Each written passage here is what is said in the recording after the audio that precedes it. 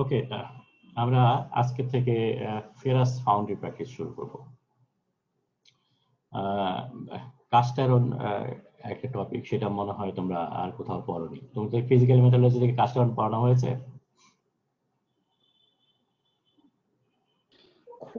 খুব হালকাভাবে পড়ানো হয়েছে, কিন্তু আমাদের ডিটেইলস বলা হয়নি। যেমন গ্রে কাস্ট আয়রন কিছুটা ইন্ট্রোডাকশন দেওয়া আছে, এর শার্প কর্নার গুলো, ডাকটাইল কাস্ট আয়রনে এই নডুল ফর্ম করে, এগুলোই আর কি। কিন্তু এগুলো একদম বেসিকে যাওয়া হয়নি, বা এগুলো কিভাবে এই প্রপার্টি গুলোকে কন্ট্রোল করে, কিভাবে প্রসেস কন্ট্রোল করতে হবে, এটাও আমাদের ইন ডিটেইল পড়ানো হয়নি। বুঝছি, ঠিক আছে। এটা ওকে, কাস্ট আয়রনটা মূলত এই আমাদের এই ফাউন্ডারি কোর্সের মধ্যে পার্ট ইনক্লুডেড, যার জন্য আমি এটাকে ডিটেল রেখেছি অন্যগুলো বাদ দিয়ে, যে আমরা যাতে কাস্ট আয়রনটা একটু ডিটেল করতে পারি। ওকে, সো এই ফেরাস ফাউন্ডারি প্র্যাকটিসটা আমরা অনেকগুলো লেকচার ইউজ করবো, 7টা বা 8টা লেকচার।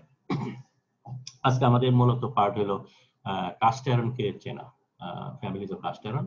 এটার জন্য যদিও আমি একটা বই, এভনারের একটা বই আছে, আমি খুব একটা পছন্দ করি না, because that is for non metallurgist, not for metallurgist. But to some extent, this book is useful because in simple language, it explains everything. So, as a beginner's course হিসেবে তোমরা এভনারের বইটা দেখতে পারো। আর কাস্টিং রিলেটেড ইস্যুগুলো ডিল করা হবে এই হাইন লোপারেনোজের principles of metal casting বই থেকে। সো ফিজিক্যাল মেটালজি দেখতে গেলে তোমরা এনি কাইন্ড অফ ফিজিক্যাল মেটালজি বই দেখতে পারো, কাস্টিং ইস্যুগুলো আমরা হাইনের বই থেকে দেখবো। ওকে, সো আমাদের আজকের পার্টের মধ্যে যে থাকবে সেটা হলো কাস্ট আয়রন পড়ার আগে আমরা একটু দেখতে যাবো। আমরা ধরে নিয়েছি যে আমাদের সায়েন্স গুলো দেখা হয়ে গেছে, আমরা কাস্টিং এর কতভাবে কাস্টিং করতে হয় সেগুলো আমাদের মোটামুটি জানা হয়ে গেছে। যদিও এটা তোমাদের লেকচারে আস্তে আস্তে করে বলবে বিভিন্ন ধরনের কাস্টিং প্রসেসের উপর। আমরা ধরে নিয়েছি, এটা জেনে গেছি। এখন আমরা মেল্টিং স্টার্ট করব। সো মেল্টিং স্টার্ট করার আগে আমার জানা দরকার হলো যে কি ধরনের অ্যালয়গুলো নরমালি ফাউন্ডারিতে ইউজ করে, যার জন্য এখানে বলা হয়েছে মেটাল কাস্টিং দ্য ফাউন্ডারি। ফাউন্ডারিতে যে সমস্ত অ্যালয়গুলো ইউজ করে সেগুলোর একটু স্পেশাল কিছু কোয়ালিটি লাগে, কিছু প্রপার্টিজ লাগে। সেই জিনিসগুলো কি সেটা আমরা এখানে দেখার চেষ্টা করব। Then will discuss on cast iron, families of cast iron. অনেক ধরনের কাস্ট আয়রন আছে, তাদের স্ট্রাকচারাল ডিফারেন্স গুলো দেখার চেষ্টা করব, কেমিক্যাল কম্পোজিশনের ভেরিয়েশন দেখার চেষ্টা করব, and then solidification process using physical মেটালজির যে ফেজ ডায়াগ্রাম যেটা আছে সেটা দেখে, এবং ফাইনালি কিছু প্রপার্টিজ এন্ড অ্যাপ্লিকেশনস আলাপ করব। So this is a general topic on cast iron. Okay, so আমরা যে সমস্ত ম্যাটেরিয়াল ইউজ করে থাকি, সব ম্যাটেরিয়াল আমরা ফাউন্ডারিতে তৈরি করি না। ফাউন্ডারিতে যদি কমপ্লেক্সিটি লাগে কোনো একটা অবজেক্টে, তখন আমরা ফাউন্ডারির দ্বারস্থ হই। Otherwise we tend two prefer deformation process, for example rolling etcetera etcetera, machining. কিন্তু যখন আমাদের কমপ্লেক্সিটি থাকে এবং কিছু অ্যালয় আছে যেগুলো ফাউন্ডারিতে করতে সুবিধা, সেই সমস্ত অ্যালয়গুলো সাধারণত আমরা ফাউন্ডারিতে ইউজ করে থাকি। So a variety of the alloy is available for selection to obtain necessary combination of property to meet specific conditions, and each of these alloys of groups alloys possess certain foundry characteristics. Certain foundry characteristics না হলে এগুলো সাধারণত ফাউন্ডারিতে apply করা যায় না। For example, যদিও আমরা steel বলি মোস্ট ভার্সাটাইল, এবং স্টিল ফাউন্ডারির কথা আমরা আলাপ করি, কিন্তু স্টিল ফাউন্ডারির তুলনায় cast iron foundry is wide, ব্যাপক, ঠিক আছে। এবং কাস্ট আয়রন হলো the most wide share of alloys যেটা ফাউন্ডারিতে ইউজ করা হয়। যদিও স্টিল সবচেয়ে বেশি ইউজ করা হয় দুনিয়াতে, কিন্তু সেই স্টিলটা ফাউন্ডারিতে ইউজ করা হয় না। ওকে, সো এগুলো যদি একটু ক্লাসিফাই করি, তাহলে আমরা ফেরাস ফাউন্ডারির মধ্যে আমরা দেখেছি স্টিল আছে। স্টিলের মধ্যে হাই অ্যালয় আমরা করতে পারি। High alloy for example stainless steel হতে পারে, লো অ্যালয় স্টিল আছে, অর্ডিনারি লো অ্যালয় স্টিল আছে, প্লেন কার্বন স্টিল তো কমন আছে। এছাড়া কাস্ট আয়রনের মধ্যে কয়েকটা ভ্যারাইটি আছে। মোস্ট কমন ভ্যারাইটিস হলো grey iron. By the way, আমরা কোনো কোনো ক্ষেত্রে গ্রে কাস্ট আয়রন বলি, ডাকটাইল কাস্ট আয়রন বলি। আমরা এটাকে কমনলি গ্রে আয়রনও বলি। Grey iron, ductile iron, white iron, malleable iron, etcetera. So cast শব্দটা থাকতেই হবে আপনার সাইডে। So grey iron, ductile iron, white iron and malleable iron, এই 4 ধরনের কাস্ট আয়রন আমরা কমনলি ইউজ করে থাকি। যদিও নানান ধরনের ভ্যারাইটিস আছে, একটু পরে আমরা দেখব। নন ফেরাসের মধ্যে আমরা কমন যে সমস্ত অ্যালয় ফাউন্ডারিতে ইউজ করে থাকি সেগুলো হলো aluminium base, magnesium base, copper base আছে, জিঙ্ক বেস আছে, lead base, nickel base, tin base আছে, and certain miscellaneous alloys আছে। সো প্রথম দুইটাকে লাইট মেটাল বলে। যদিও লাইট মেটালের মধ্যে একটা ইম্পর্টেন্ট মেম্বার আছে, সেটা হলো টাইটেনিয়াম, কিন্তু সেটা ফাউন্ড্রিতে ইউজ করা হয় না। কথাটা ঠিক ভুল বললাম, ফাউন্ড্রিতে ইউজ করা হয়, কিন্তু ভেরি স্পেশালাইজড ফাউন্ড্রি, এবং তার জন্য যে মেল্টিং সিস্টেম লাগে ডিফারেন্ট কাইন্ড অফ সিস্টেম, ঠিক আছে, যার জন্য এটাকে কমন অ্যালয় হিসেবে আমরা এখানে ইউজ করি, এই শব্দটা উল্লেখ করি না। সো কমন ফাউন্ড্রি অ্যালয়ের মধ্যে, লাইট অ্যালয়ের মধ্যে আছে অ্যালুমিনিয়াম আর ম্যাগনেসিয়াম, এবং নিচের যে চারটা ভ্যারাইটি আছে সেগুলোকে সাধারণত হেভি আয়রন বলে, হেভি মেটাল বলে, heavy iron, heavy metal. So copper base, zinc base, lead base, and nickel base.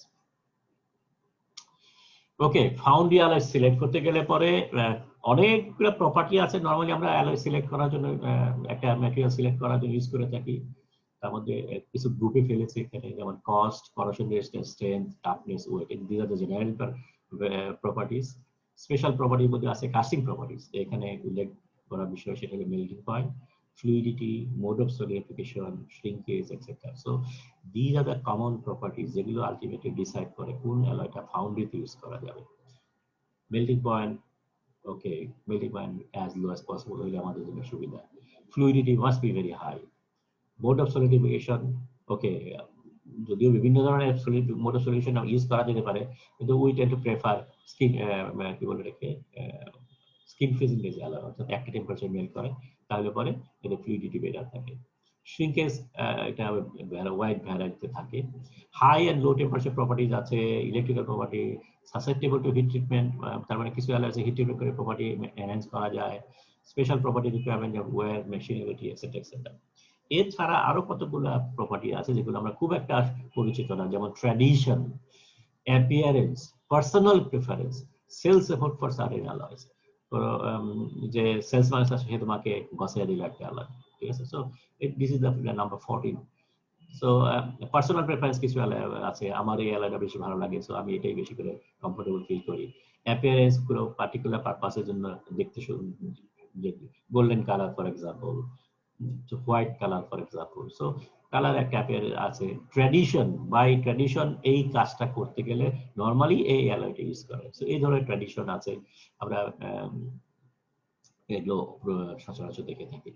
So this are the common properties, এবং তার মধ্যে ফাউন্ড্রি অ্যালয় সিলেক্ট করতে গেলে পরে কস্ট তো অবশ্যই আছে, স্ট্রেংথ, টাফনেস, ওয়েট, এগুলো তো জেনারেল প্রপার্টির মধ্যে আছে, কিন্তু আমরা এই চারটা প্রপার্টি পার্টিকুলারলি ইন্টারেস্টেড, এটা হলো ফাউন্ড্রি গেট অ্যালয়ের জন্য। Okay, now let's talk about foundry gate cast iron. So cast iron is the largest tonnage of cast to shape product. এখানে শব্দটা উল্লেখ করো, দেখো, cast to shape, তার মানে নিয়ে shape প্রোডাক্ট যখন তৈরি করি, অর্থাৎ আমি কাস্টিং করে ফাইনাল ডাইমেনশনের প্রপার্টি যদি প্রোডাক্ট যদি পেতে চাই, তাহলে কাস্টিংটা most versatile method. Found everywhere where manufacture occurs. তোমরা জানো কি না বাংলাদেশের সবচেয়ে বড় ফাউন্ড্রি কোথায় ছিল? কেউ বলতে পারবা কি সবচেয়ে বড় ফাউন্ড্রি কোথায়? আপনি বলছিলেন স্যার আদমজি জুট মিলের ক্যাপটিভ ফাউন্ড্রি।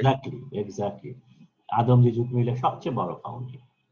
সো যেখানেই ম্যানুফ্যাকচারিং হয়, সেই ম্যানুফ্যাকচারিং ইন্ডাস্ট্রিতে কিছু না কিছু ফাউন্ড্রি কাজ চালানোর জন্য একটা ফাউন্ড্রি থাকে, ছোটখাটো বড় খাটো যাই বলো না কেন। The demand of iron casting based on nature of cast irons or engineering material and their economic cost advantage. So iron casting টা most versatile castings সব জায়গায় ইউজ করা হয়, এবং this is the one of the most common alloy যেটা ফাউন্ড্রিতে use করা হয়। যদিও মোস্ট কমন অ্যালয় সারা দুনিয়াতে ইউজ করা হয় সেটা হলো স্টিল, লার্জেস্ট টনেজ। তবে আমরা জানি যে লার্জেস্ট টনেজ স্টিলের মধ্যে ফাউন্ড্রিতে ইউজ করা হয় না, বরং রড বানাতে বেশি ইউজ করা হয়, শীট বানাতে বেশি ইউজ করা হয়। And this are not foundry product, ঠিক আছে। ফাউন্ড্রি প্রোডাক্ট হলো একটা প্রোডাক্ট, এক্সাক্ট প্রোডাক্ট তৈরি করার জন্য যেটা ইউজ করা হয় সেটা হলো foundry. Okay, have tremendous range of properties at low cost, strength and hardness, wide variety available. আর মনে হয় স্টিল ছাড়া আর কোনো অ্যালয়ের মধ্যে এত ভেরিয়েশন সম্ভব না, by changing the composition, changing the structure, changing heat treatment, wear and abrasion resistance, machinability, very good machinability, corrosion resistance, very good corrosion resistance. So এই ধরনের tremendous usability property কারণে কাস্ট আয়রনটা সবচেয়ে বেশি ইউজ করা হয়। Excellent foundry property, yield, percent yield অনেক বেশি এটার মধ্যে, ফ্লুইডিটি, ভেরি গুড ফ্লুইডিটি পাওয়া যায়, কাস্ট আয়রনের জন্য। শ্রিঙ্কেজ মোটামুটি ভালো, ইজি অফ প্রোডাকশন মোটামুটি ভালো। এখানে আমরা ব্র্যাকেটের মধ্যে একটা স্টার, 3টা স্টার দিতে পারি, বিকজ এটা ফ্লুইড শ্রিঙ্কেজ কত হবে সেটা বোঝাটা ডিফিকাল্ট। আমাদের ফিজিক্যাল মেথডোলজি জানতে হবে, স্ট্রাকচার বুঝতে হবে, কারণ কত % গ্রাফাইট আছে তার উপর ডিপেন্ড করে শ্রিঙ্কেজ কত বেশি হবে। Okay, easy of production, casting soundness. So all these are good advantage of cast irons. Disadvantage মধ্যে it is normally brittle. সব সময় না, normally brittle। যে অ্যালয়টা আমরা সবচেয়ে বেশি ইউজ করে থাকি, যেমন grey cast iron, it is a brittle, যার কারণে আমরা নরমালি কাস্ট আয়রন বলতেই আমাদের মনের মধ্যে যে ছবিটা ভেসে ওঠে সেটা হলো যে brittle। নন মেশিনেবিলিটি, এটা to some extent available for white cast iron and chill cast iron, ঠিক আছে, কারণ এখানে সিমেন্টাইট তৈরি হয়, এবং তোমরা জানো cementite is the hardest structure in the phase diagram. Martensite phase ডায়াগ্রামের স্ট্রাকচার না। ওকে, সো কাস্ট আয়রন কাকে বলে? থিওরিটিক্যালি আমরা যদি বাই বুক ফলো করে ডেফিনেশন বলি, it's a ternary alloy, it's a dual, মানে বাইনারি অ্যালয় না। কার্বন এবং স্টিল যেমন binary alloy, carbon and iron, কিন্তু এটা হলো ternary alloy. Silicon must be included in the definition.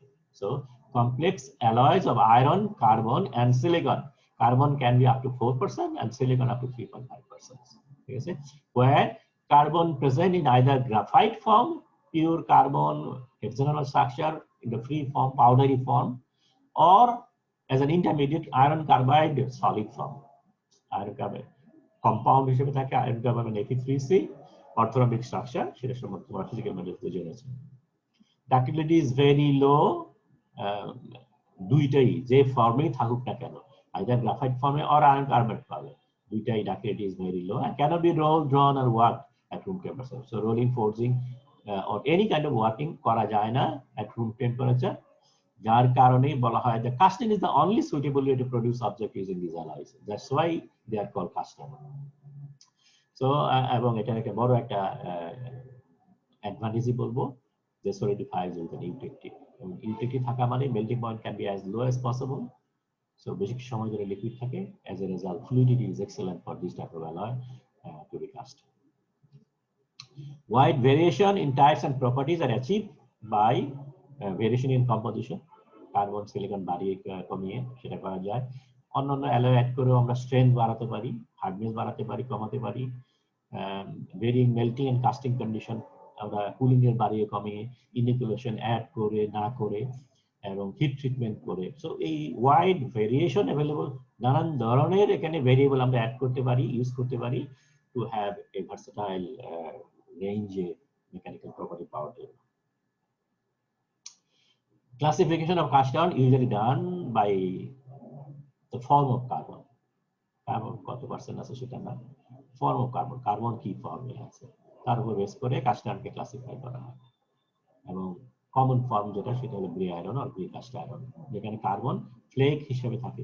This the picture, all this are graphite flake. So এটাকে বলে graphite flake, পাতার মতো দেখতে। এটা 3 ডাইমেনশনাল স্ট্রাকচারও অ্যাভেলেবল, তোমরা ফিজিক্যাল মেথডোলজি বইতে দেখতে পাবা। এবং এই যখন আমি এটা কেটে সেকশন করেছি তখন এই 3 ডাইমেনশনাল পাতার যে ফর্ম যেটা আছে সেটা কেটে গেছে, যার ফলে তুমি ক্রস সেকশন দেখতে পাচ্ছ এটা। এবং মেশিনিং করার সময় যখন তুমি মেশিনিং করো এই যে শেপে ছিল এবং এটা কেটে ফেলেছো, সব পাউডার আলাদা হয়ে গেছে। সো এই জায়গায় একটা গ্যাপ আছে, জাস্ট একটা গ্যাপ, এবং যার ফলে তুমি যখন মাইক্রোস্ট্রাকচার দেখছো গ্যাপের থেকে লাইট রিফ্লেক্ট হচ্ছে না, as a result you see black. So এইটা তার মানে this is the free space, যেখানে আগে গ্রাফাইট পাউডার ছিল, যেটা গ্রাফাইট ফ্লেকের মধ্যে পাউডার ছিল, যেটা এখন আর নাই, যার ফলে ইউ আর সিইং ব্ল্যাক। এবং যার জন্য এটা আনএস্ট কন্ডিশনে তুমি দেখতে পাও। সো এটা গ্রাফাইট দেখার জন্য এচিং করা লাগে না, আনএস্ট অবস্থায় দেখতে পারো, বিকজ এখান থেকে এটা জায়গাটা গর্ত হয়ে গেছে, যার ফলে তুমি সরাসরি দেখতে পাচ্ছ। Grey iron always presents a grey shoot.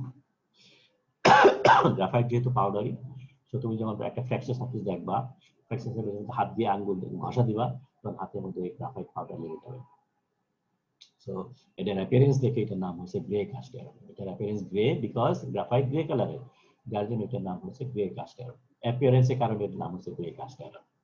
এটা so this are the basic structure and এটা ম্যাট্রিক্স কি আছে সেটা দেখতে গেলে obviously you have to etch the material, এবং এচিং করলে পরে এই ম্যাট্রিক্সটা either can have full ferrite structure or full pearlitic structure, অথবা combination of ferrite and pearlite. তো দুইটাই হতে পারে, এবং এগুলো নরমালি আমরা বলি স্টিল ম্যাট্রিক্স। স্টিলের মধ্যে ফেরাইট হতে পারে, পারলাইট হতে পারে, ফেরাইট পারলাইট মিক্স হতে পারে। So graphite flake in steel matrix, normally এটা আমরা কমনলি সংক্ষেপে আমরা বলতে পারি। So this is the white cast iron. Again এটা নাম হয়েছে হোয়াইট অ্যাপিয়ারেন্সের কারণে, যেহেতু এটা সিমেন্টাইড থাকে, কার্বনটা in the form of iron carbide, এবং এটা তুমি ঘষা দিলে পরে কোনো কিছু হাতে লাগবে না, because it is a solid cementite base. So দেখতেও সাদা, যার কারণে এটা হোয়াইট কাস্ট আয়রন। সো এটা স্ট্রাকচারের মধ্যে কি আছে তাহলে? ফেরাইট, পারলাইট এবং সিমেন্টাইড, এটার হলো ম্যাট্রিক্সের মধ্যে আছে।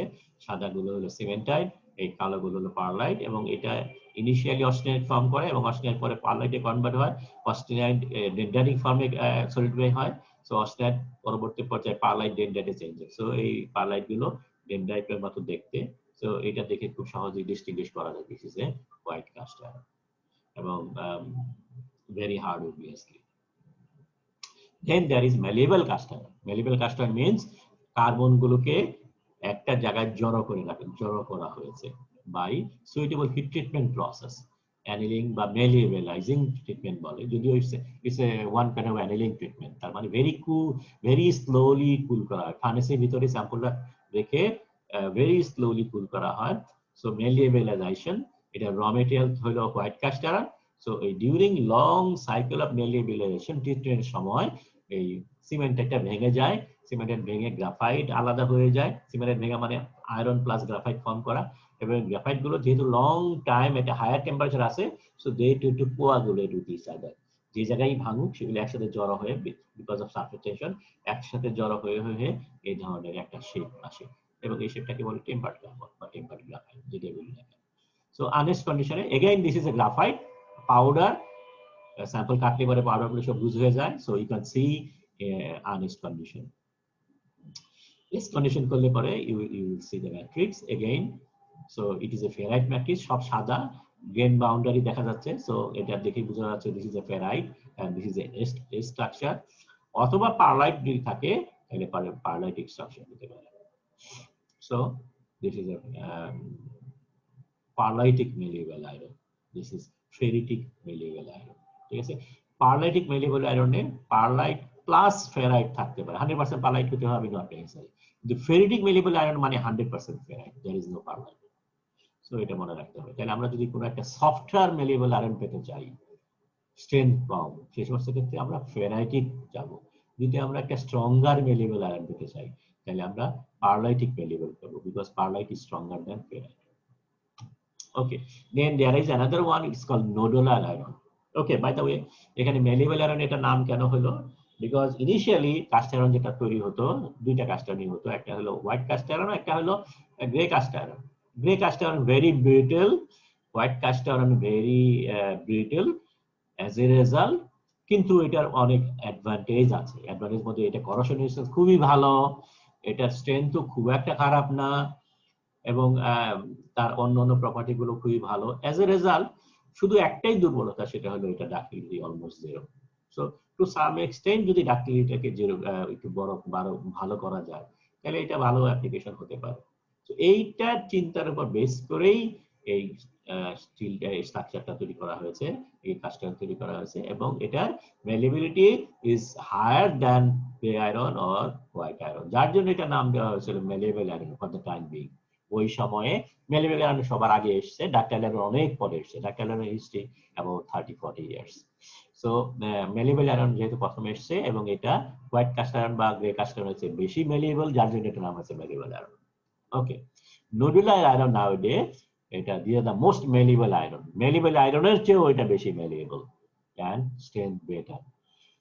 So এটা nodular cast iron নাম দেওয়া হয়েছে because of the shape of the carbon, এটা nodule ফর্মে থাকে, রাউন্ড স্ফেরিক্যাল পার্টিকেল, বলের মতো পার্টিকেল থাকে। বল মানে যে একদম পারফেক্টলি গোল হবে তো নট নেসেসারি, টার্গেট থাকে যত গোল করা সম্ভব, পারফেক্টলি স্ফেরিক্যাল হলে এক্সেলেন্ট, কিন্তু যদি এটা কাছাকাছিও হয় অসুবিধা নেই, আমরা পরে দেখব এটা কিভাবে এফেক্ট করে। এটা অনেক নাম আছে, এটাকে নোডুল আয়রন বলে according to the size of the graphite, অথবা এটাকে ডাকটাইল আয়রন বলে because it is more ductile, আর স্ফেরয়েডাল গ্রাফাইট আয়রনও বলে কারণ গ্রাফাইটটা স্ফেরয়েড ফর্মে, যার জন্য এটাকে স্ফেরয়েডাল গ্রাফাইট আয়রন বলে। তো অনেকগুলো নাম আছে এটা। A large proportion of its carbon occur as regular spheroids or nodules. Small percentage of magnesium, cerium or other agents commonly added in specially prepared liquid iron. So দুটা common জিনিস, দুটো important জিনিস।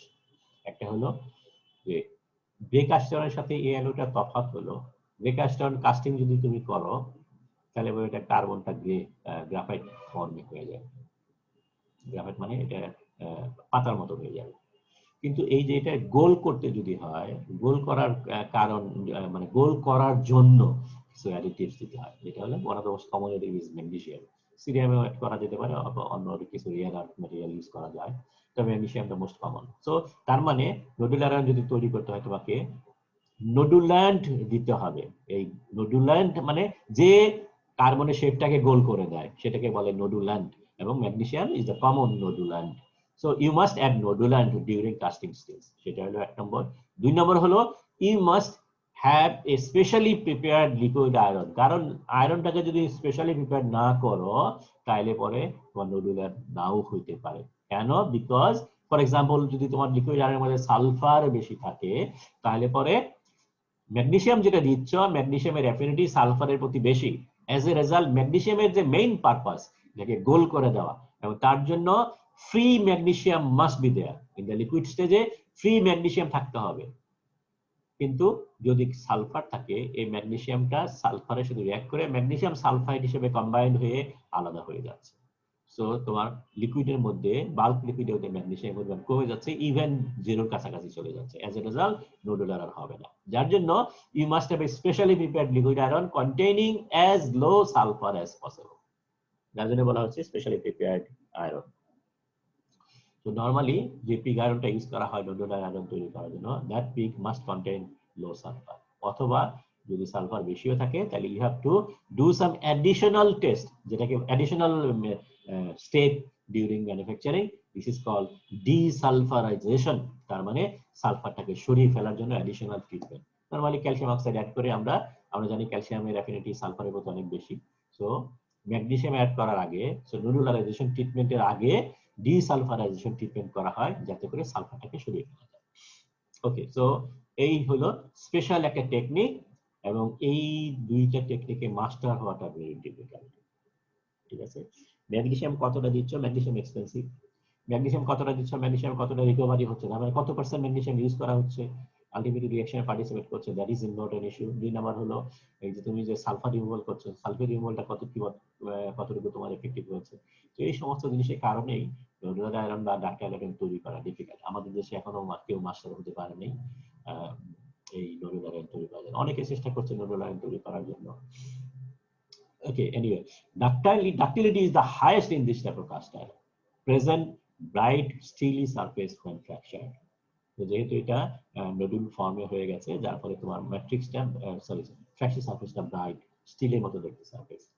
এবং এটার বড় অ্যাডভান্টেজ যেটা হলো, আমরা কাস্ট আয়রনের সবচেয়ে বড় দুর্বলতা যেটা বলি সেটা হলো গ্রাফাইট ফ্লেক পাতার মতো হয়েছে, এবং এই ফ্লেকগুলো পাতার মতো হওয়ার কারণে পাতার দুই সাইডে শার্প পয়েন্টেড আছে। So these acts as a stress concentrator, and at the same time these acts as a crack.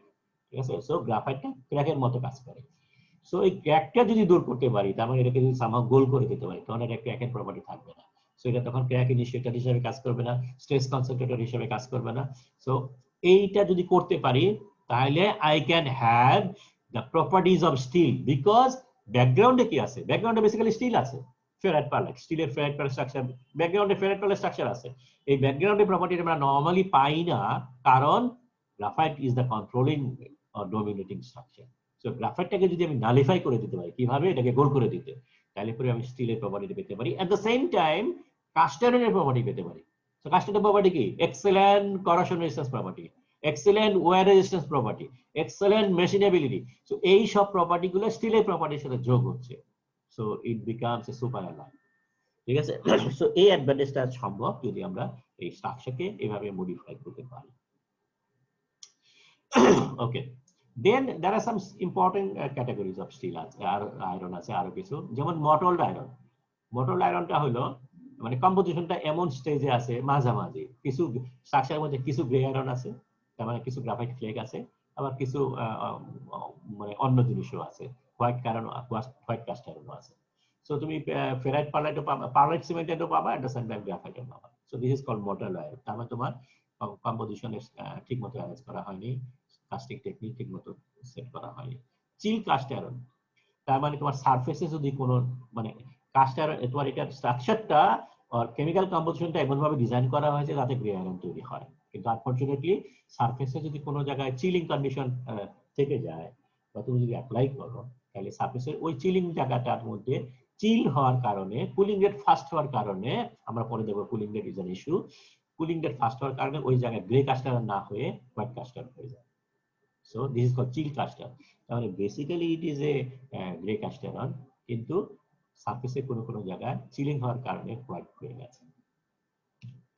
Then there is a compacted graphite iron. This is another variety. যেহেতু ডাক্টাইল আয়রন তৈরি করা difficult, যার কারণে মাঝামাঝি কোনো কিছু sometimes তৈরি করা হয়। This is called compacted iron. তার মানে এখানে কিছু গ্রাফাইট আছে এবং কিছু স্ফেরয়েড আছে। এখানে ফর এক্সাম্পল গ্রাফাইট গুলো যেগুলো থাকে সেগুলো সাধারণত এত বড় লম্বা শার্প পয়েন্টেড হয় না, একটু মোটা সাইজের হয়, কম্পোজিশন ওই ধরনের হওয়ার কারণে। So it is a fatty type of graphite flake, at the same time কিছু নোডিউলস আছে। তো এখানে জাস্ট একটু আগে যে ক্লাসিফিকেশন গুলো বললাম সেটা সামারিজ ফর্মে দেওয়া আছে, you can see. Okay, now let's talk about phase diagram. So phase ডায়াগ্রামের মধ্যে পার্টিকুলারলি যে সমস্ত টেম্পারেচার এবং ভ্যালুগুলো যেগুলো আছে সেগুলো আমাদের সময় একরকম ছিল, এখন দেখি মডার্ন বুকস এর মধ্যে ভেরিয়েশন হয়েছে। আমরা এটা পড়েছিলাম প্রবাবলি 1.8 অথবা 2 ছিল, এখন এটা মোস্ট বুকে এটা পাওয়া যাচ্ছে 2.14, 4.3 এটা ঠিক আছে, এটা 0.76 আমরা পড়েছি, এটা 0.8। টেম্পারেচার 723 আমরা পড়েছি, এখন এটা বলতেছে 727। 1147 আমরা পড়েছি 1130। এনিওয়ে, সো এই কমন এই সমস্ত বাদে ফেজ ডায়াগ্রাম আগে যে মতই যাচ্ছে।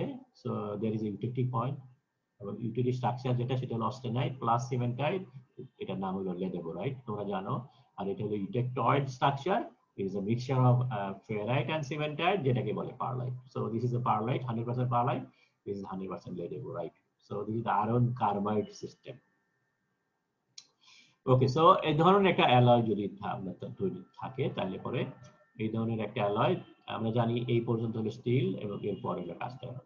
সো কাস্ট আয়রনের কোন একটা কম্পোজিশন যদি ধরি, তাহলে ইনিশিয়ালি প্রথম যে সলিডটা যেটা ফর্ম করে সেটা austenite. So austenite dendrite form করে। ডেনড্রাইট কেন ফর্ম করবে? Because it is a cast structure. So always dendrite দিয়ে শুরু হয়, cooling rate faster. So dendrite হলো এবং তারপরে এই ইউটেকটিক লাইনে অস্টেনাইট ট্রান্সফার হবে eutectic mixture which is called ledeburite.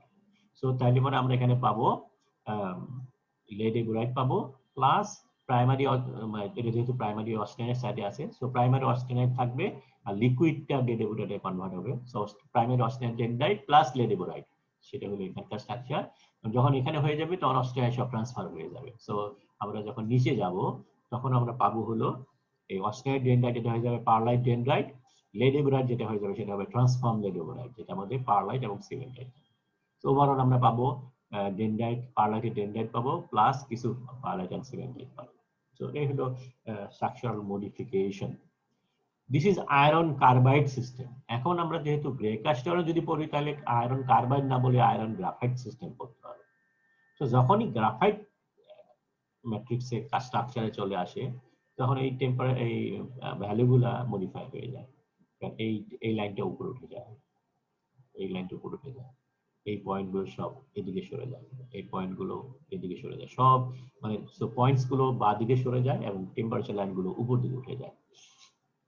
So এখানে এখন আর কোনো আয়রন কার্বাইড থাকবে না, আয়রন কার্বাইডের জায়গায় আমরা শুধু পাবো গ্রাফাইট। সো এখানে যা জিনিস হয়েছে সবই থাকবে, শুধু আয়রন কার্বাইডের জায়গায় গ্রাফাইট থাকবে।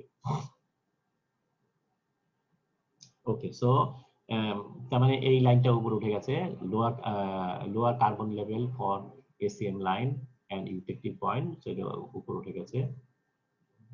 এটা ছিল 723, এখন হয়ে গেছে 740, এবং এই দুইটা লাইনও হায়ার ইউটিলিটি টেম্পারেচার, সো এই ধরনের জিনিসটা ঘটে। এবং আমরা বলেছি যে কাস্ট আয়রন হলো একটা alloy of iron carbon silicon. তো এখন যদি সিলিকন যদি অ্যাড করি তাহলে পরে স্ট্রাকচারে এই ফেজ ডায়াগ্রামে কি মডিফিকেশন হয়। সিলিকন যদি দেই সবকিছু ডান দিকে শিফট করে, সরি বাঁ দিকে শিফট করে। তার মানে এই অস্টেনাইট জোনটা ছোট হয়ে যায়, সরি এই অস্টেনাইট জোন ছোট হয়ে যায়, এই কম্পোজিশন গুলো সব বাঁ দিকে শিফট করে, বাঁ দিকে শিফট করে। তার মানে ফর এক্সাম্পল যদি 2% সিলিকন দেই তাহলে ইউটেকটিক পয়েন্ট চলে আসে হলো 3.6, এখানে আছে 4.2 ফর 0% সিলিকন, এটা 3.6 এ চলে যাবে। ইউটেকটয়েড আছে হলো 6.65, এটা হয়ে যায় 0.6 এ। তো সবকিছু ডান দিকে অস্টেনাইট জোনটা বেসিক্যালি ছোট হয়ে যাচ্ছে। সিলিকন অস্টেনাইট প্রমোটার না, silicon অস্টেনাইট ডিমোটার। So increases austenite instability and reduces austenite zone, widen ferrite area. কারণ এটা যত উপরে উঠে যাবে, কারণ এই লাইনের নিচে হলো ফেরাইট, সো এই লাইনটা উপরে উঠে যাওয়া মানে ফেরাইট এরিয়া বড় হয়ে যাবে। সো অস্টেনাইট হলো, সরি সিলিকন হলো ferrite promoter, not austenite promoter. Okay, chemical composition মধ্যে একটা রিঅ্যাকশন, খুব একটা ইম্পর্টেন্ট রিঅ্যাকশন, সেটা হলো গ্রাফিটাইজেশন reaction.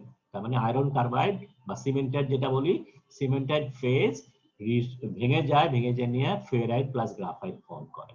So this is the reaction. এই রিঅ্যাকশনটাকে বলে গ্রাফিটাইজেশন রিঅ্যাকশন।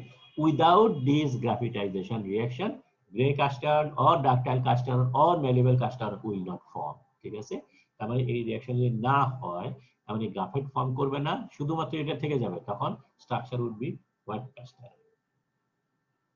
ওকে, সো এই রিঅ্যাকশনটা আমাকে প্রমোট করতে হবে যদি আমি গ্রে কাস্ট আয়রন পেতে চাই। কি কি ভেরিয়েবল আছে এটাকে প্রমোট করে? Presence of carbon specially about 2%। So carbon যত বাড়বে সিস্টেমের মধ্যে তত গ্রাফিটাইজেশন হবে, তখন এই রিঅ্যাকশনটা তত আর্স বেড়ে যাবে, এই রিঅ্যাকশনের টেন্ডেন্সি তত বেড়ে যাবে। So increases graphitization process. Presence of silicon একইভাবে, সিলিকন যত বেশি থাকবে ম্যাট্রিক্স এর মধ্যে, লিকুইডের মধ্যে, তত বেশি গ্রাফিটাইজেশন হবে। তাহলে দুটো আমরা ইম্পর্টেন্ট পয়েন্ট পেলাম in composition.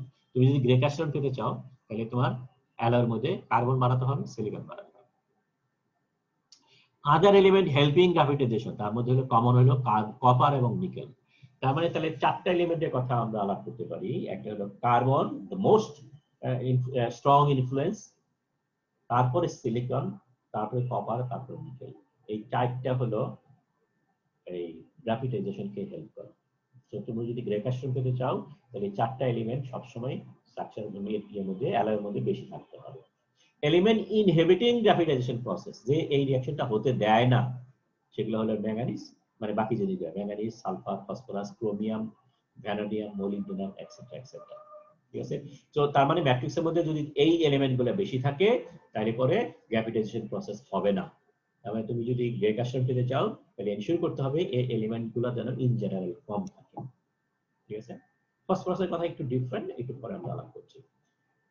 What about aluminium and titanium? এই দুইটা হলো সুবিধাবাদী। ওভারঅল কম্পোজিশন যেদিকে যায় এরা সেই দিকে যায়। তার মানে যদি ওভারঅল কম্পোজিশন ডিকটেট করে graphitization process, they help graphitization process. Overall composition যদি ডিকটেট করে গ্রাফিটেশন হবে না, তখন এই দুইটা এলিমেন্ট গ্রাফিটেশন হইতে বাধা দেয়। ঠিক আছে, সো এগুলোর বোথ ডুয়াল এফেক্ট আছে, গ্রাফিটেশন হইতেও দেয় না, depending on the composition. Elements other than carbon and silicon. So এই কার্বন এবং সিলিকন ছাড়া অন্য যত এলিমেন্টের কথা আলাপ করলাম সেগুলো সাধারণত স্ট্রাকচার কন্ট্রোলের জন্য ব্যবহার করা হয় না, মনে রাখতে হবে। এগুলো দেওয়া হয় সাধারণত কম্পোজিশনের মধ্যে অন্য ইফেক্ট দেওয়ার জন্য। ফর এক্সাম্পল, যদি করোশন রেজিস্ট্যান্স বাড়াতে চাই তাহলে আমি কপার বাড়ায় দেই, আমি যদি ক্রোমিয়াম বাড়ায় দেই, আমি যদি হাই টেম্পারেচার প্রপার্টি বাড়াতে চাই তাহলে মোলিবডেনাম বাড়ায় দেই, ভ্যানাডিয়াম বাড়িয়ে দেই, আমি যদি মোটামুটি ভাবে ইমপ্যাক্ট প্রপার্টি বাড়াতে চাই তাহলে আমি নিকেল বাড়িয়ে দিই, এটসেট্রা এটসেট্রা। সো এই সমস্ত এলিমেন্টগুলা যদিও গ্রাভিটেশন প্রসেসে টু সাম এক্সটেন্ট হেল্প করে বা বাধা দেয়, কিন্তু এগুলোর মেইন ইনফ্লুয়েন্সিং ইফেক্ট যেটা, সেটা মূলত আইদার ইনক্রিজিং আর ডিক্রিজিং স্ট্রেংথ প্রপার্টি। ঠিক আছে, সো তার মানে have small effects on solidification microstructure. তার মানে তাহলে মাইক্রোস্ট্রাকচার কন্ট্রোল করার জন্য আমরা কেবলমাত্র দুইটা জিনিসের দিকে বেশি করে তাকাবো। একটা হলো কার্বন, সিলিকন। ওকে, তো অ্যাট এ গ্ল্যান্স এখানে কম্পোজিশনের একটা দেওয়া হয়েছে। সো এটা হলো মোটামুটি স্টিলের স্ট্রাকচার। তার মানে স্টিলের মধ্যে আমরা জানি কার্বন থাকে 2 এর কাছাকাছি, 2 এর নিচে পর্যন্ত। 2 বলতে এখানে খেয়াল করো ফেজ র্যাঙ্কের মধ্যে আমরা 2.14 এর কথা বলেছি, এখানে 2 এর কথা বলেছি। সো যেটাই হোক, so this is the more or less range হলো স্টিল। আর এই স্টিলের উপরে যেটা আছে সেটা this is grey cast iron, ঠিক আছে? Sorry, this is white cast iron. White cast আয়রনের মধ্যে একটা সার্টেন কম্পোজিশন থাকে হলো ম্যালিয়েবল কাস্ট আয়রন। আর this is grey cast iron. Grey cast iron করতে গেলে সিলিকন বেশি লাগে, কার্বন বেশি লাগে। সো এটা উপর দিকে উঠেছে। এবং এই গ্রে কাস্ট আয়রনের একটা স্পেশাল ভ্যারাইটিস হলো ডাকটাইল কাস্ট আয়রন কম্পোজিশনের মধ্যে। তার মানে কার্বন আরেকটু বাড়ানো যেতে পারে, ঠিক আছে? তো এই পার্টিকুলারলি কাস্ট আয়রন হিসাব করার জন্য একটা পার্টিকুলার প্যারামিটার আছে কার্বন ইকুইভ্যালেন্ট। যদিও এর অনেক ডেফিনেশন আছে, অনেক ফর্মুলা আছে, কিন্তু আমরা ফাউন্ডারি পারপাসের জন্য কার্বন ইকুইভ্যালেন্ট হিসাব করব হলো কার্বন প্লাস সিলিকন বাই 3, ঠিক আছে? তো কার্বন যতটুকু আছে তার সাথে সিলিকন বাই 3 দিয়ে যোগ করতে হবে। তো এই কার্বন ইকুইভ্যালেন্ট যদি 4.3 এর উপরে থাকে তাকে আমরা বলি হাইপার ইউটেকটিক অ্যালয়। তো ডাকটাইল আয়রন করতে গেলে হাইপার ইউটেকটিক অ্যালয় লাগে। আর এটা যদি 4.3 নিচে থাকে তা আমরা বলি হাইপো ইউটেকটিক অ্যালয়। তো grey iron, white iron, malleable iron এগুলো করতে গেলে সাধারণত এই হাইপো ইউটেকটিক অ্যালয় ইউজ করা। এখানে মোটামুটি একটা রেঞ্জে দেওয়া আছে। শুধু একটা জিনিস খেয়াল করো, গ্রে আয়রন আমরা বলেছিলাম গ্রে আয়রনের মধ্যে কার্বন বেশি থাকতে হবে, সিলিকন বেশি থাকতে হবে, ম্যাঙ্গানিজ কম থাকতে হবে, সালফার কম থাকতে হবে, ফসফরাস কম থাকতে হবে। কিন্তু এখানে ফসফরাস সবচেয়ে বেশি 1%। এই ফসফরাস দেওয়ার উদ্দেশ্যটা আলাদা। এই ফসফরাস দেওয়ার উদ্দেশ্যটা হলো ফ্লুইডিটি বাড়ানো। আমরা দেখেছি ফসফরাস দিলে পরে ফ্লুইডিটি বাড়ে, জন্য ফ্লুইডিটি আলাদা করেছিলাম। শুধু এটা অনলি পারপাস, এটার পারপাস স্ট্রাকচার কন্ট্রোল করা না, ঠিক আছে? হোয়াইট কাস্টনে কার্বন কম, সিলিকন কম।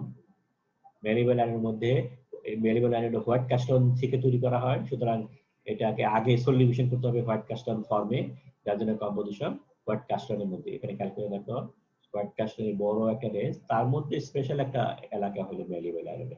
সো এই জোনের ভিতরে এটা থাকে। ডাকটাইল আয়রন অনেক উপরে, কার্বন হাই থাকতে হয়, সো 3 থেকে 4 মাত্র। এটা সিলিকনটা মোটামুটি কাছাকাছি হলে চলে গ্রে আয়রনে। বলছি কম্প্যাক্টেড হলো মাঝামাঝি। সো কম্প্যাক্টের মধ্যে ডাবল ফ্লেকও থাকে, রাউন্ড ইও থাকে। সো এই হলো আমাদের মোটামুটি কম্পোজিশনের কথা গেল। এটাকে এগেইন একটু সামারাইজ করা হয়েছে এখানে। সো দিস ইজ হোয়াইট কাস্টনের জোন, দিস ইজ গ্রে আয়রনের zone, and this is the mottle zone. Mottle zone মানে যেখানে হোয়াইট এবং গ্রে দুটোই থাকে। সো গ্রে আয়রন করতে গেলে, হোয়াইট আয়রন করতে গেলে কার্বন সিলিকন দুটোই কম থাকতে হবে, গ্রে আয়রন করতে গেলে কার্বন সিলিকন বেশি থাকতে হবে। So this is the generalised tendency, এটা সবসময় মাথার মধ্যে রাখতে হবে। সিলিকন কনস্ট্যান্ট রাখা, কার্বন যদি বাড়াতে থাকে সেটা মটল। সিলিকন কনস্ট্যান্ট মানে হলো for example this one, let's say 1.5। So এই অবস্থায় তুমি যদি কার্বন বাড়াও, সো প্রথমে মটল হোয়াইট থেকে মটল হবে, মটল থেকে গ্রে হবে। কনস্ট্যান্ট কার্বনের মধ্যে সিলিকন যদি বাড়াও, প্রথমে হোয়াইট থেকে মটল হবে, মটল থেকে গ্রে হবে। Okay, so beside composition, there is another variable, very important variable, which is called cooling rate. So তাহলে গ্রাফিটেশন প্রসেসকে দুটো জিনিস কন্ট্রোল করে। একটা হলো কম্পোজিশন, তার মানে রাফলি কার্বন সিলিকন কতটুকু আছে, এবং 2 নম্বর হলো cooling rate during solidification. Cooling রেটের সাথে আমরা সেকশন সাইজকে রিলেট করতে পারি very easily. So cooling rate যত স্লো হবে গ্রাফিটাইজেশন প্রসেস করার জন্য, যেহেতু এটা ডিফিউশন কন্ট্রোল প্রসেস, তার মানে সিমেন্টাইট ভেঙে যাচ্ছে, তারপরে গ্রাফাইট গুলো আস্তে আস্তে ডিফিউজ করে করে এক জায়গায় গিয়ে জমা হচ্ছে। So it is A diffusion control process, এবং ডিফিউশন কন্ট্রোল প্রসেস মানেই হলো টাইম ডিপেন্ডেন্ট প্রসেস। তার মানে যত স্লো কুলিং হবে তত গ্রাফিটাইজেশন এনকারেজড হবে, তত গ্রে আয়রন তৈরি হবে। কুলিং রেট যত ফাস্ট হবে গ্রাফিটাইজেশন প্রসেস তত ডিফিকাল্ট হবে, গ্রে আয়রন তত ফর্ম করবে না, হোয়াইট কাস্ট আয়রন তত ফর্ম করবে। So slow cooling rate, increasing tendency to form graphite; rapid cooling rate, increasing tendency to form cementite. So heavy casting গুলা খুব সহজেই গ্রে আয়রন হতে পারে। থিন কাস্টিং গুলা যদি তুমি গ্রে আয়রন তৈরি করতে চাও, you have to be very cautious because thin casting by nature তাড়াতাড়ি solidify হয়, so by nature they tend to form white cast iron. সুতরাং তুমি যদি এটাকে গ্রে কাস্ট আয়রন করতে চাও, তাহলে তোমাকে আরেকটা ভেরিয়েবল যেটা আছে সেটা দিকে নজর দিতে হবে, কম্পোজিশন, ঠিক আছে, অথবা এটা কুলিংটাকে তোমার কন্ট্রোল করতে হবে, কুলিং এর কমায় দেওয়ার ব্যবস্থা করতে হবে। সো কনসিকুয়েন্স এর দুইটার মধ্যে, গ্রে আয়রন পিস্টন রিং ছোট্ট একটা পিস্টন রিং থাকে, থিন, মূলত মনে হয় 2 মিলিমিটার থেকে 3 মিলিমিটার থিয়েটার রিং, সেগুলো যদি করতে চাও গ্রে আয়রনের থিন সেকশন হোয়াইট কাস্টন হয়ে যাবে, গ্রে আয়রন তোমার খুব হবে না। তাহলে তোমার গ্রে আয়রন বানাতে গেলে পরে কুলিং এর তোমার অ্যাডভার্স কন্ডিশনে আছে, তো তোমাকে কম্পোজিশন ইনভার্স কম্পোজিশন তোমার প্রেফারেন্সিয়াল সাইডে নিতে হবে। So it should be high carbon high silicon. তো নরমালি গ্রে আয়রন তৈরি করতে গেলে যে এই অ্যালয়টার জন্য যা কম কার্বন সিলিকন লাগতো, because of its thickness you have to add more carbon and more silicon. আর হেভি মেশিন পার্টস যেটা অন দ্য আদার হ্যান্ড, যে কম্পোজিশন দিলে পরে গ্রে আয়রন হইতো, এখানে তোমার কম কার্বন কম সিলিকন দিলেও অসুবিধা নাই, because cooling rate is very slow, ঠিক আছে। So you can have low carbon low silicon. White iron use to making malleable iron or even lower carbon silicon, because you have to be absolute sure that no carbon in graphite form is formed. So এটাকে absolutely white iron form করার জন্য তোমার all tendency of forming graphite একেবারে eliminate করতে হবে। So cooling rate should be high, carbon silicon should be as low as possible. Okay, now let's talk about solidification process. আমরা very quickly শেষ করি।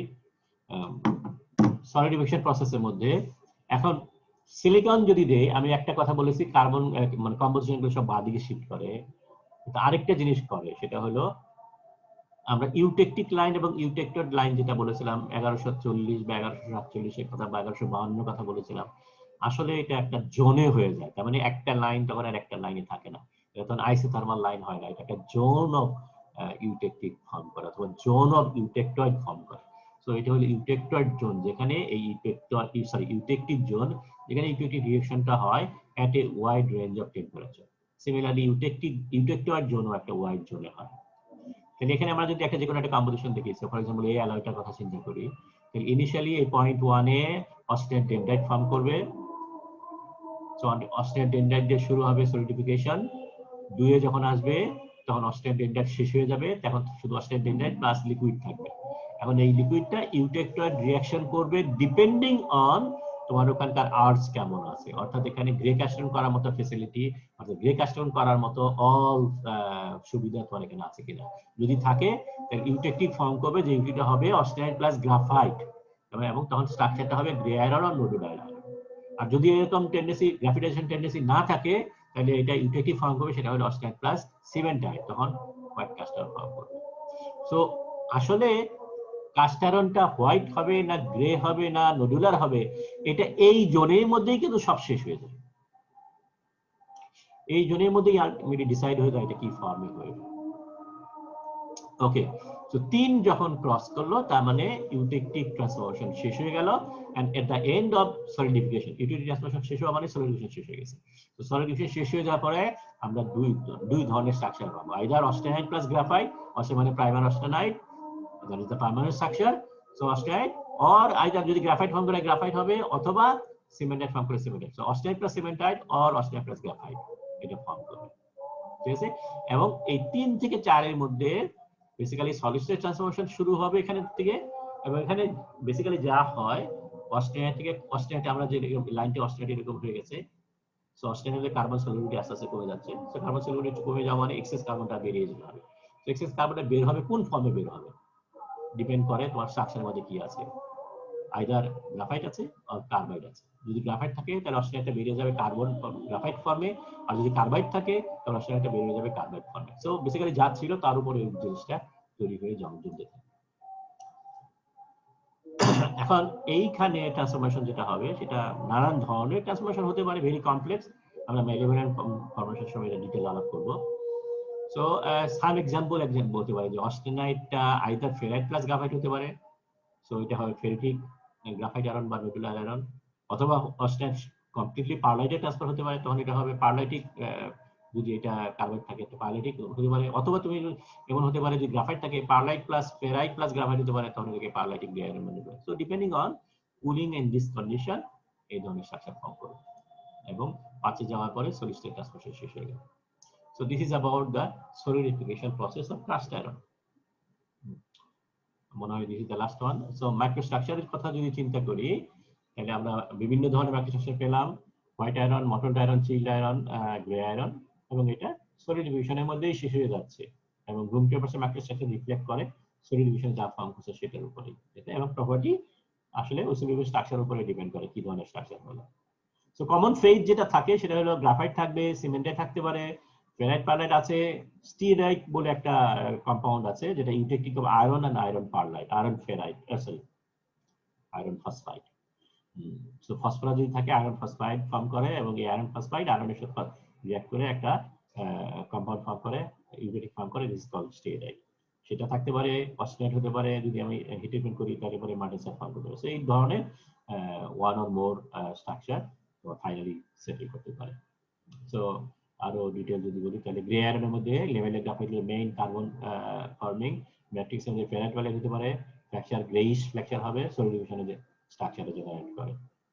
So ductile আয়রনের spheroid form করবে, ferrite perlite অস্টেনাইট বিভিন্ন ধরনের ম্যাট্রিক্স করতে পারি আমরা, ফ্র্যাকচার সিলভারি যেহেতু এখানে গ্রাফাইট প্রডিউস আছে, সলিড ডিভিশনে স্ট্রাকচার জেনারেট করে। হোয়াইট আয়রন সিমেন্টাইট হলো মেইন কম্পোনেন্ট, পারলাইট মার্টেনসাইট দুইটাই হতে পারে, this is a white fracture surface, solidification, এবং মার্টেনসাইট যদি করতে চাই তাহলে হিট ট্রিটমেন্ট লাগবে। মটলড আয়রন যেখানে দুইটাই গ্রেও থাকবে হোয়াইটও থাকবে, সো ল্যামিলার গ্রাফাইট থাকতে পারে অর সিমেন্টাইট থাকতে পারে, এন্ড সিমেন্টাইট থাকতে পারে। ম্যাট্রিক্স ইউজুয়ালি পারলাইটিক হয়ে থাকে, সো মটল স্ট্রাকচার সলিডিফিকেশনে হয়। আর ম্যালিবেল আয়রন যেটা সেটা টেম্পার্ড গ্রাফাইট বা টেম্পার্ড কার্বন যাই বলি না কেন, মেইন কার্বন স্ট্রাকচার, ম্যাট্রিক্স ফেরাইটিক হতে পারে, পারলাইটিক হতে পারে, এবং এটা silvery grey because of graphite, and it is a heat treated structure.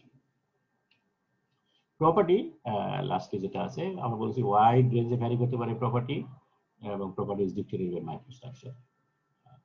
Each family is considered a series of alloys. So gray iron এ প্রচুর alloy series আছে, হোয়াইট আয়রনের মধ্যে প্রচুর alloy আছে, ম্যালিবেল আয়রনের মধ্যে প্রচুর সিরিজ অফ alloys আছে, etc etc.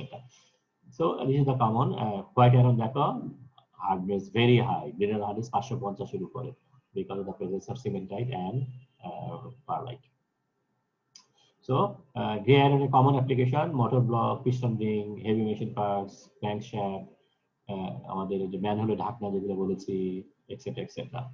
White iron normally use করা হয় malleable iron. This is the largest share of malleable iron use করা হয়, largest share of white iron use করা হয় malleable তৈরি করতে। এছাড়াও গ্রাইন্ডিং মিডিয়া, আমরা মনে করি সিমেন্ট ফ্যাক্টরিতে যে সিমেন্ট যে গ্রাইন্ডিং করা হয়, বা সিরামিক ফ্যাক্টরিতে সিরামিক গ্রাইন্ডিং করা হয়, তার জন্য গ্রাইন্ডিং মিডিয়া ইউজ করা যেগুলো সেটা হলো হোয়াইট আয়রনের বল। ঠিক আছে, so etc. malleable iron, all pipe fittings, automatic compound, railway inserts, এগুলোর জন্য malleable iron করা হয়। আমাদের দেশে এখনো পুরান ধরনের সিস্টেম অ্যাভেলেবল, সিস্টেম মানে স্ট্যান্ডার্ডস অ্যাভেলেবল, যার কারণে যখন তুমি রেলওয়ে ইনসার্ট, তোমার যদি একটা ফাউন্ডি থাকে, রেলওয়ে ইনসার্ট তুমি সাপ্লাই যদি করতে চাও বাংলাদেশ রেলওয়েকে, তাহলে দেখবা স্ট্যান্ডার্ডের মধ্যে বলা দেওয়া আছে it must be made of malleable iron. যদিও ডাকটাইল আয়রন বেটার প্রপার্টি দেন malleable iron, খরচ কম দেন ম্যানুফ্যাকচারিং malleable iron, তারপরেও তোমার ওখানে বলা আছে malleable iron because specification is of outdated standards. এখানে ডাকটাইল আয়রনের অ্যাপ্লিকেশনের মধ্যে যা আছে malleable iron যা করা যায় সবকিছু এখানে তাই করা যায়, ঠিক আছে, even it has a stronger properties. Okay, so this is all about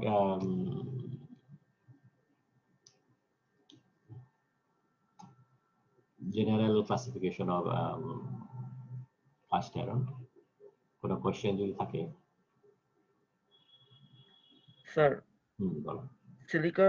silicon যখন অ্যাড করা হয় তখন সিলিকন কি করে গ্রাফাইটেশনকে ইমপ্রুভ করে? সিলিকন এখন কিভাবে করে সেটা তো বলতে পারবো না। সিলিকন ইজ, এটা থাকলে পরে এই Fe3C টা ভাঙার টেন্ডেন্সি বাড়ে। সে ডাইরেক্টলি পার্টিসিপেট করছে না ইন ব্রেকিং আয়রন কার্বাইড, তার মানে রিঅ্যাকশনটা এমন হচ্ছে না যে iron carbide plus silicon is equal to iron plus carbon plus silicon, এই ধরনের কিছু না। কিন্তু এটা থাকে ক্যাটালিস্ট হিসাবে কাজ করে, এটা ক্যাটালিস্ট হিসেবে কাজ করে to break the iron carbide. যত বেশি সিলিকন থাকবে তত এটা ভাঙার টেন্ডেন্সি বাড়বে। So okay, catalyst is one perfect way to explain it because they don't participate in the reaction but it enhances the reaction.